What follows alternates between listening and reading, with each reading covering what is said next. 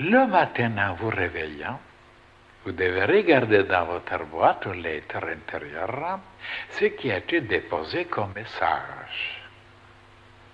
Pendant le sommeil, en effet, l'âme se dégage du corps. Elle part dans le monde invisible pour voyager, étudier, faire des travaux de toutes sortes.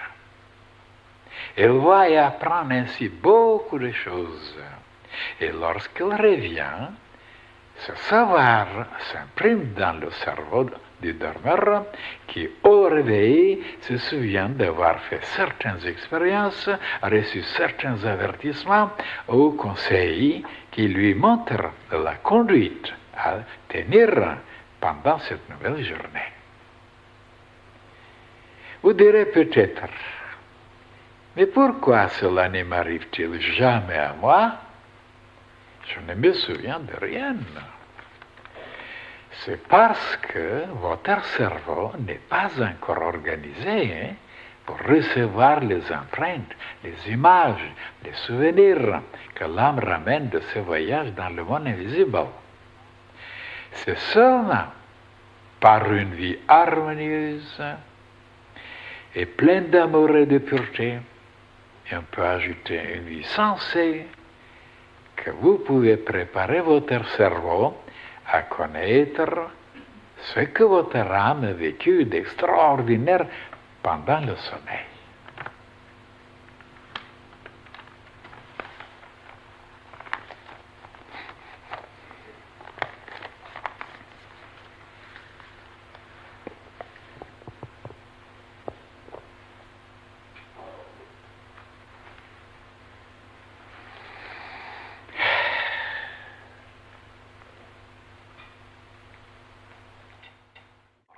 Maintenant, l'intelligence cosmique a arrangé les choses de telle façon qu'on doit dormir pendant qu'on est actif, on faisait des travaux, et après il faut dormir. Je vous ai expliqué dans les conférences précédentes qu'il y avait toujours, quand on travaillait, quand on pensait, même quand on se réjouissait, quand on dépensait une certaine énergie, il y avait toujours quelque chose qui brûlait. Et quand je demandais pour hier, et quelle était la conférence, à certains frères, je demandais quelle était la conférence, quel sujet, ils m'ont dit que c'était sur le sacrifice. Que la bougie, pour produire la lumière, elle devait brûler. Donc elle se sacrifiait pour produire quelque chose. Et après, de fil en aiguille, je vous ai expliqué beaucoup d'autres choses, que rien ne peut exister sans le sacrifice. Et alors voilà que l'être humain, dans son activité, quand on devait travailler pendant la journée, et il y avait donc des matériaux en dedans, ou dans les poumons, dans l'estomac, dans les muscles, dans le cerveau, partout, des matériaux qui brûlaient pour produire cette énergie, pour pouvoir travailler, être actif. Et oui, mais ces matériaux, une fois brûlés, il devenait nocif pour l'organisme, pour la santé. Et l'organisme devait se débarrasser.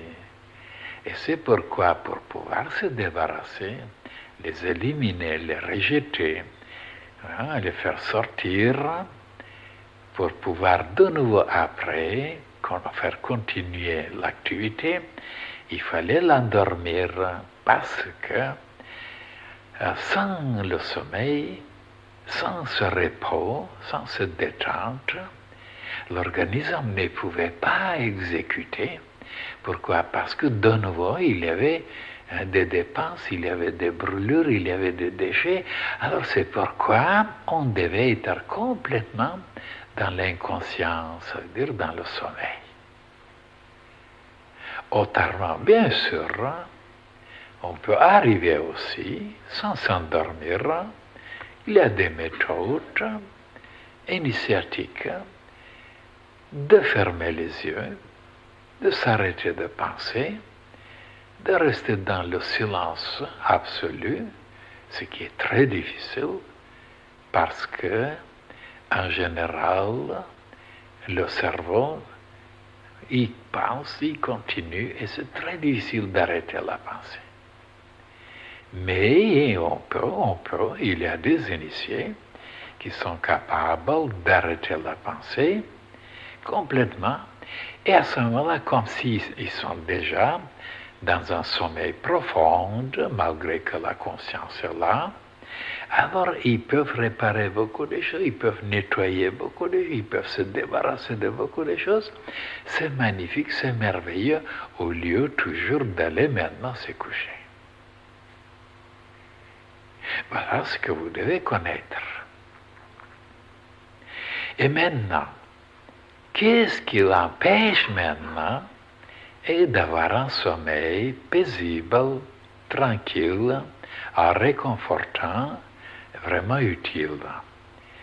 Ce sont certaines choses pendant la journée, certains troubles, certaines émotions, certaines passions, certains soucis, certains désordres, alors qui empêchent, qui continuent encore à fonctionner et qui empêchent le sommeil de venir. Et c'est pour cette raison que pour pouvoir dormir bien, parce que c'est très important de dormir bien, les gens ne pensent pas à ce sujet même.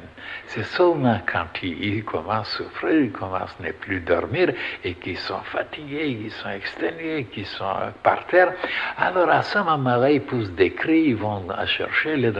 Mais personne ne leur dit qu'une vie harmonieuse, une vie intelligente, une vie pleine de paix, d'amour, de sincérité, peut aider le système nerveux pour dormir tranquillement et récupérer tout.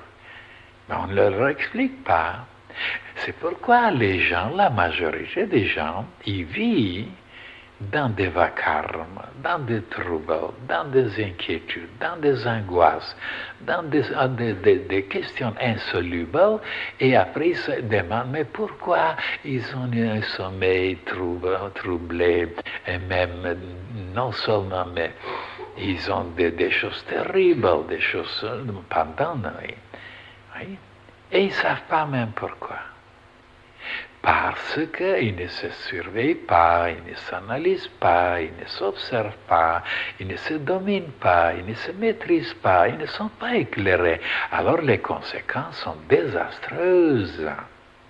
Et comme presque 9/10 de l'humanité vit sans cette lumière initiatique, alors comme ça, dans le désordre, comme c'est un point de vue, n'est-ce pas, des émotions, toutes sortes d'émotions, et alors on pense qu'on sera bien et qu'on sera en bonne santé, et qu'on vivra longtemps, et voilà comment les humains se trompent. Et ils ont besoin maintenant d'une lumière qui peut les aider, qui peut les éclairer, et cette lumière initiatique, et vient de très haut, de très loin. Il faut l'avoir.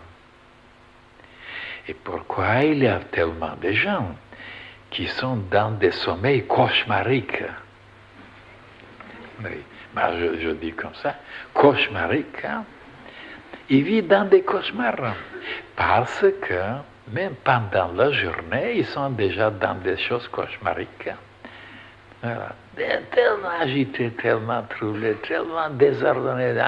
Et alors, comment voulez-vous après que l'organisme se calme, même pendant les nuits? Évidemment, il y a beaucoup d'autres raisons aussi. Il y a beaucoup d'autres raisons aussi. non seulement la vie psychique qui peut agir, mais certains accidents, certains chocs, ou certaines nourritures, ou certaines boissons, ou certaines drogues qui produisent aussi ces malheurs, ces insomnies.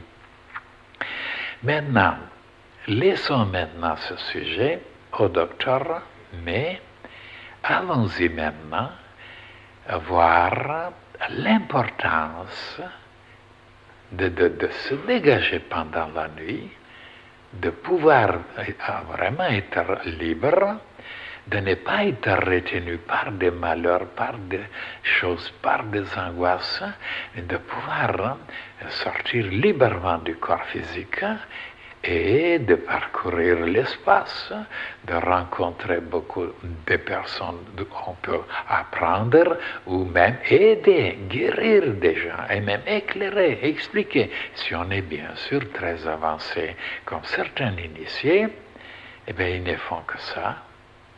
Ils n'ont pas de problèmes personnels à résoudre. Ils ont presque résolu tous les problèmes personnels. Et toute leur énergie sont consacrées à aller trouver des personnes qui sont malheureuses et qui souffrent et qui sont, vous voyez, perturbées de toutes sortes. Et ils vont les aider, les influencer, les guérir même, les instruire. Autrement, si on n'est pas tellement avancé, l'âme humaine ne peut pas tellement se sentir libre, sortir du corps physique et voyager dans des distances lointaines et aider même les humaines.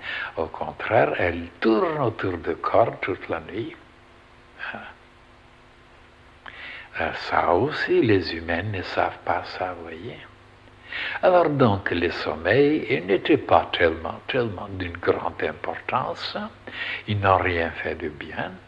Tandis que certains êtres privilégiés, c'est-à-dire des grands maîtres, c'est pendant la nuit qu'ils arrivent à aider, soutenir, encourager beaucoup de gens, des milliers de gens même, dans plusieurs pays, parce qu'ils ont les possibilités de se déplacer.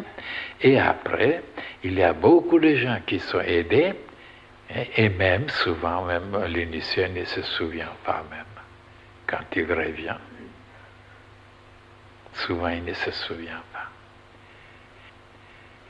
Mais alors, maintenant, étant donné qu'on peut apprendre beaucoup de choses de certaines personnes, bien sûr, si on est avancé, si on s'intéresse, comment faire pour arriver à s'instruire de mieux en mieux pendant la nuit?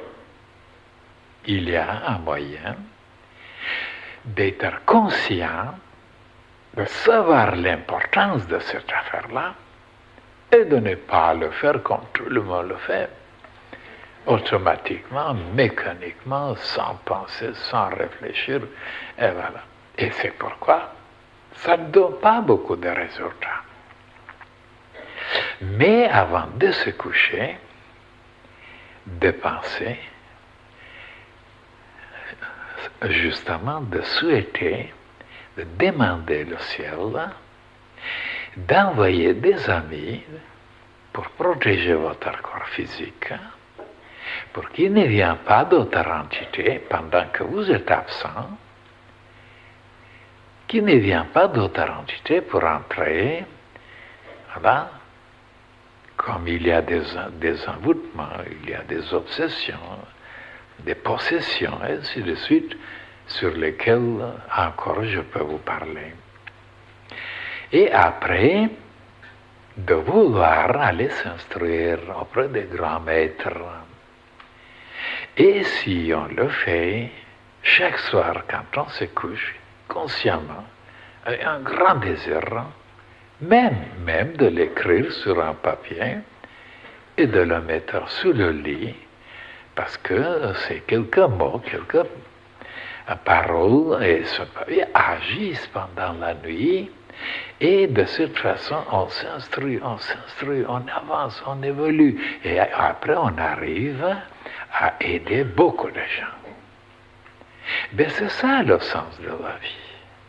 Le sens de la vie, c'est d'être utile, de faire quelque chose, de créer quelque chose, d'aider les humains, au lieu, comme souvent je vous l'ai dit, d'être tellement embirlificoté, tellement limité, tellement étroit, tellement égoïste et personnel et égocentrique. Ça ne donnait pas assez qu'à soi. Comme le monde entier presque dans cet état.